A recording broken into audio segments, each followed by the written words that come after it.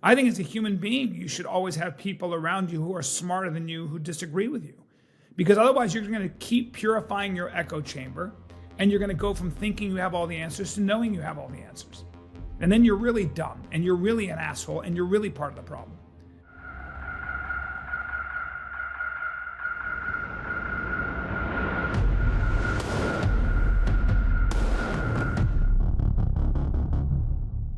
Tulsi Gabbard is going to launch a new intelligence task force that will investigate weaponization within the intelligence community. The Director of National Intelligence, Tulsi Gabbard, has launched a task force called the Directors Initiative Group, DIG. They can do better on that.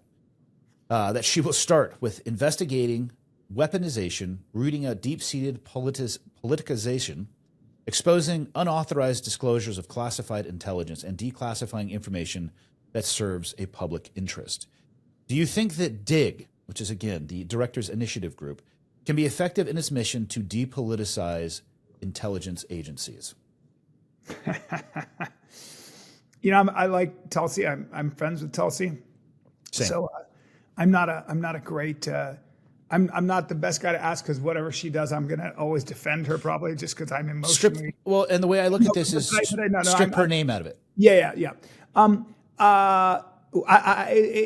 So if you're telling me that we're going to strip, well, human beings are political animals, and they're going to have nuanced points of view, and they're going to have different points of view. Not in the intelligence agency; it's all homogenous. Yeah, right, exactly. If you want thoughtful, creative people, part of what I worry about with the Trump phenomenon here is that he demands loyalty first and foremost.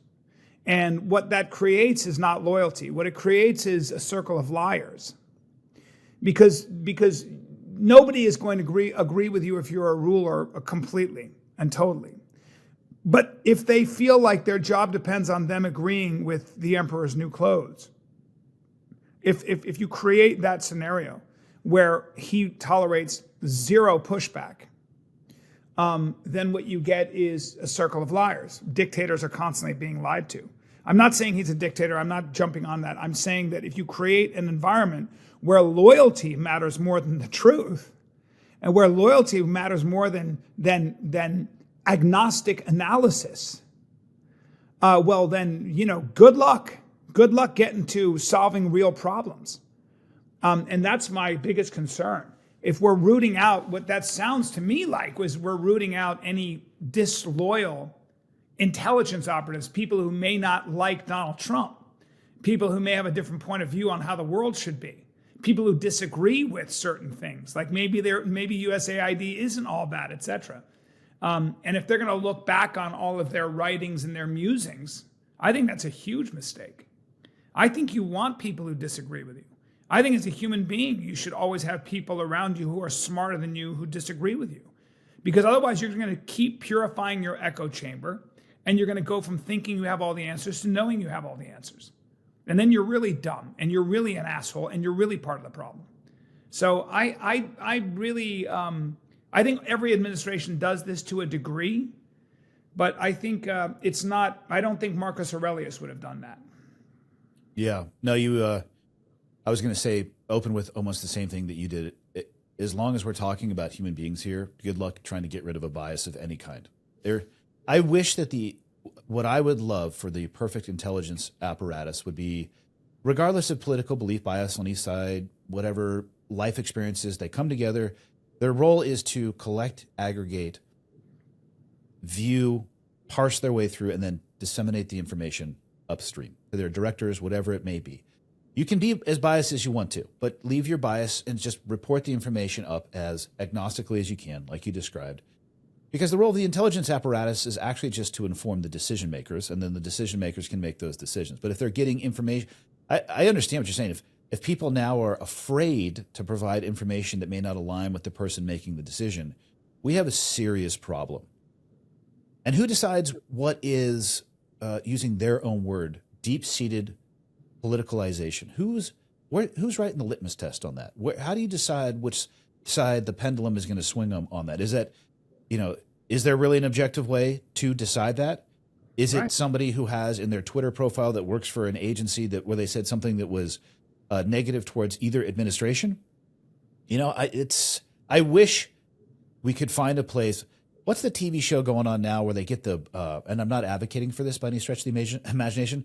They do something with their brain and they clock into work and they can't remember what's going on. It's like this distinct. Is it Black Mirror? I think so. Maybe not though. I don't watch that much TV. You're the actor. You should know this because this is your Yeah, craft. Yes. But I wish we could have a world like that, absent the brain surgery that probably terminated in some side effects that they weren't thinking about. But that's just not the world that we live in. But the problem with that also, Andy, is that if you're going to hold me to everything I said in the past, I changed my mind, and thank God. I'm very willing to change my mind. I don't want to be attached to my ideas.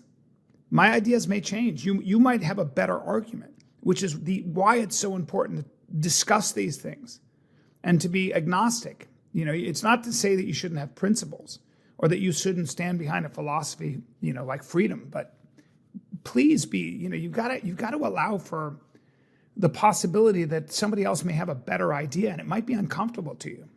So if we're going to purify our echo chamber in the intelligence community, all right. I mean, we did this. One of the I'm sorry, but one of the goddamn liabilities is in our intelligence community, the Arabic speakers and the experts in Arabic culture and history got weeded out. I don't know why, but they did. I know that. In the State Department, by the way, and in our intelligence agencies.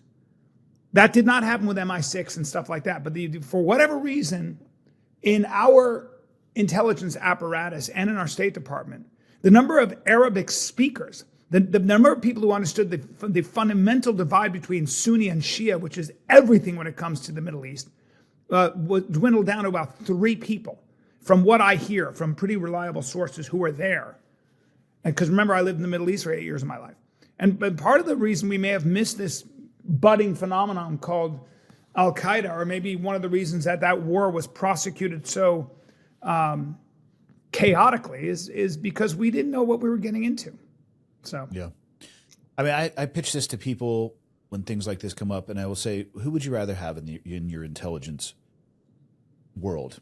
Somebody who is, let's say, overtly in their personal life very anti whoever's in the current administration, but they are the single best analyst that this administration possesses, and they are able to put that aside, parse information, and create amazing briefs with which decision makers can do, make the decisions that they need to. They have a lot of gravity. Or would you rather have somebody who is far less capable at their job, but they toe the party line? Which one do you want?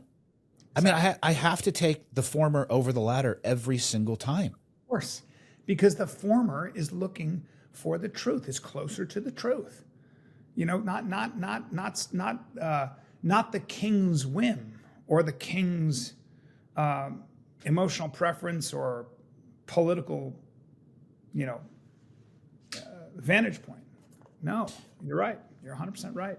I suspect that both you and I, in the coming years, maybe when Tulsi is done with this job, we'll have conversations with her. And I'll speak for her a little bit into the future, hypothesizing what she might describe to either you or I about the ease at which she was able to accomplish things like this. And I feel like she would say it would be like running a marathon in quicksand. Yeah, I will say this about Tulsi, and I think I'm qualified to say it. I love her. And one of the reasons I love Tulsi is she is such a good person. She really is a principled human being who wants the best for everyone and the world. She's a good person, man. And she's just a badass. I personally love her. So, yeah. All right. This is going to be an important one given your role as the founder of JSOC. Yes, my favorite shit. Defense Secretary Pete Hegseth has ordered the military to end separate fitness standards for women in combat roles. In a recent memo, he directed the heads of the military's departments to submit a plan to make all physical fitness standards for combat positions sex neutral within 60 days and then implement those plans within 6 months. Hegseth says the move will make the military more lethal. However, critics argue that it could hurt recruitment efforts. According to Forbes, nearly 77% of Americans aged 17 to 24 are deemed ineligible for service due to factors such as obesity, chronic health conditions, or criminal records. What are your thoughts on Secretary Hegseth's plans. Well, I love it. I love it because if you want to be in the military, then assume the position. I'd love to be a Navy SEAL. I get cold easily and I need my sleep. And that's why I'm not one, right? I would love to be able to say I was in dev crew like Andy Stumpf, or that I can jump off a cliff and fucking fly that squirrel suit. But I have probably a lot of vasopressin in my body, which means or something like, there's a hormone that causes you to be afraid easily. So look, if you don't have the goods, motherfucker, you don't get to be in the team so keep those standards high. And if you're a 3 strikes loser, well, lose weight or whatever it is, get into a gym. And if your dream is to be a military officer or in the military, then rise to the occasion. That's what Americans do. That's what human beings should do. So that when you do get into the military, you earn something. Now, and I also like the idea in combat for men and women to have to be, sort of up to the same standards, because you might be responsible for somebody's life. Now, as we get more technological, maybe physical fitness isn't as important. Maybe your brain is more important. But I would leave it up to the guys who have had combat experience, who understand the details, the why you need to be able to carry a certain amount of weight on your back, or why you need to be able to walk a certain distance, whatever it might be. I don't know the ins and outs of that, but there are certain things you don't understand until you've done them. So let those people who have that experience set the standard. If you want a lethal fighting force, which is what the military is about, we are the elbow of foreign policy. You let the people who've done it set the standards. Tell us what they need from their soldiers. Full stop. Yeah. People will take this wrong, and I'll clarify it, but I think it's a good thing that 77% of Americans are not qualified for service. Now, here's the clarification. The job is a privilege, not a right. And you need to look at what the actual execution of that job looks like. It's a profession of arms. I don't give a shit what branch of the military you join. Army, Navy, Air Force, Marines, I don't have a clue what Space Force does. I'm assuming they do awesome things. Their uniforms are very sassy. But in the world that I was serving in, let's say that the U.S. gets involved in another kinetic conflict somewhere that is going to be around for a good bit of time. They got to the point where even with the rotation of guard units and reserve units and active duty, that churn, it's spitting people out like a wood chipper, because the job is difficult while you're there. There are personal, professional, family life stresses while you're deployed overseas and when you're home. People sign up for a certain amount of time. They get to a point in their life that I want to take a different path. I want to have a family. So it's a wood chipper. You get to a place where, at least in my era, it was called the IA program, the Individual Augmentee Program. And it started drawing people from roles in the military that would not generally be consistent with or considered to be a direct combat, line element. And they wouldn't necessarily, they're not going to join a tank battalion or a Bradley battalion and necessarily go and do those things directly, but they're overseas at a FOB. And FOBs get attacked and accidents happen. And in the moments where shit is falling apart in combat, I have never seen combat discriminate between being a man or a woman. You can either perform or you cannot perform. And that standard needs to be high. I don't want to serve with the dude who did he was like the 77.1 percentile. I mean, I would be okay with 80% of Americans. Not that I don't like the obesity, chronic health conditions, and criminal records aspect of that, but I do like the idea that for most people, even if you're doing your best, you may not be qualified for the job, because the fucking job is serious. And in those moments, you need the best performers, not the people who are, having a momentous effort to get over the bar one time to enter into that line of service.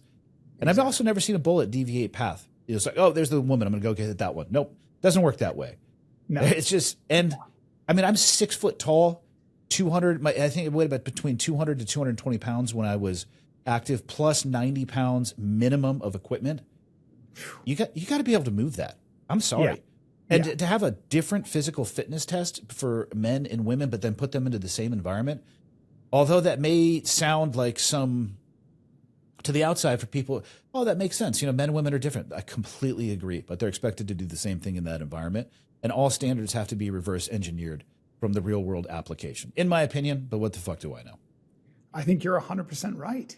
There's nothing wrong with saying women are very good at this and men are very good at this. I mean, I do think it's significant that every fucking army in the history of the world was made up of men when it came down to the actual killing, the fighting, the formation, the attacking. I don't think that's an accident. And, so what is it, that thing? There's some gnarly female snipers that have been out there, specifically Eastern Bloc countries.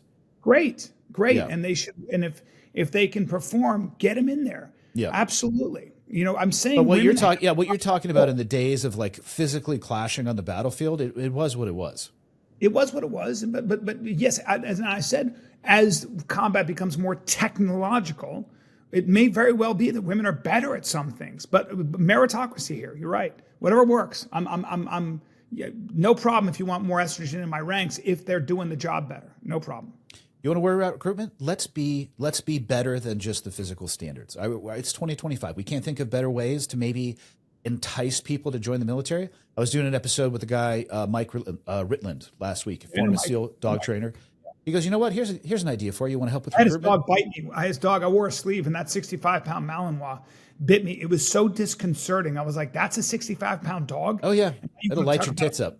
Oh my God. Anyway, keep going. So he had a great idea. You want to help with recruitment for the military? Keep the standards what they are, but how about this? You do your 4-year enlistment in the military, you never pay income tax again. I love that. Wow. I mean, or maybe make it 8 years, or set a threshold where your service has teeth that impacts you for the rest of your life. You want to get some improved in recruitment? Start talking about stuff like that, as opposed to just the fact, if you can't, as an adult male, if you're so fucking fat you can't see your dick when you're standing on the scale, let alone the numbers that it's showing you, you probably shouldn't be in the military. But there are other ways to entice people. That's exactly right. Even if I was really fat, I could still see my dick. But I know what you mean, and I get your point. Yeah, you would use a mirror, obviously, but that doesn't. I mean, that defeats the point of what I'm going for here. Andy, that's not what I was. Everybody always focuses on this type of stuff, though. Like we're gonna have a recruiting issue.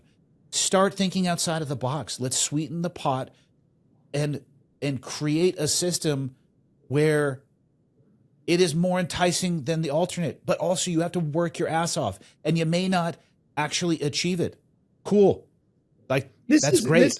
This is where I think the Trump administration is very strong. He's open to these kinds of ideas. This is not an idea that's far-fetched, and it's practical. And I can absolutely see them adopting some kind of an incentive program like this. And that's one, I listening to Mike talk about that, I was thinking, man, it's an interesting idea. If you run the math on it, even if you made it proactive, I think there's 18 million living veterans right now. It's a fraction of the tax-paying population. It would have an impact for sure. Like there would be less tax to be gained from it, but it's manageable, I really think it would change people's ideas. You should float, Andy, because you are 2 texts away from the president. I don't know who you think I have in my phone, but that is not the case. Okay, well, I might be even me. I'm saying that's actually that's not good. You shouldn't be. You're a comedian. No, that's for damn sure. But you should. You and I both know somebody who can get to somebody, and that's a really interesting idea. I like it too. I wish I could say it was mine. I think. Well, luckily Donald Trump is a huge fan of Focal Point, so he's listening now. Do you think Do you think any president, has that much time to surf YouTube or watch TV? I think he does. He hate watches CNN. He used to, and now he doesn't. Does he, or does he task staffers to give him a transcript? No. He hate watches CNN, but he once he won that fight, this guy's won. I mean, say what you will, but man, he just stood his ground and just kept fighting. And so now, Rachel Maddow's having a nervous breakdown, and Don Lemon is on the street, and it's unbelievable. They took him out of context too many times. They really overreached, and he's kind of sitting pretty. So they did it to themselves. I don't know what he does now, but Those organizations can sit there and point their finger at everybody else that undermine their credibility. They need to go flip on the light in the nearest bathroom and look in the mirror. They did it to themselves. Exactly. Yeah.